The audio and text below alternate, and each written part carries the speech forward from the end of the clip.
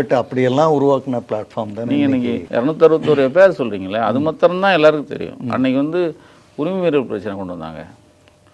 3 முறை அன்னைக்கே என்னை கொலை பண்ணுறதுக்கு ஆள் அனுப்பிட்டாங்க. 261 எஃப்ஐஆர் எல்லா ஊர்கள்லையும். ஆனால் அன்னைக்கு 3 அசைன்மெண்ட்டு. இது போக 4 வருஷம் முன்னாடி 5 வருஷம் முன்னாடி தான் ஒவ்வொருத்தரும் சொல்ல தான் தெரியும். ஒருத்தர் கேட்டார், ஏன் எப்படின்னே தப்பிச்ச அப்படின்னு ஒரு டிஎஸ்பி கேட்டான். என்னைக்கு என்ன, நான் நிறைய தடவை தப்பிச்சிருக்கேன்.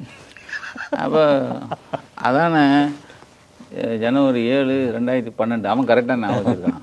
அவன் என்னை சந்தித்தது 2020.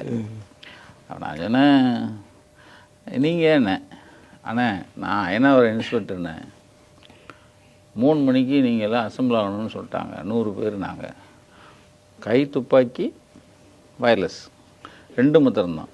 அசைன்மெண்ட்டு உங்களை போடுறது கரெக்டாக 6:30 மணி ஃபிக்ஸ் பண்ணியாச்சு.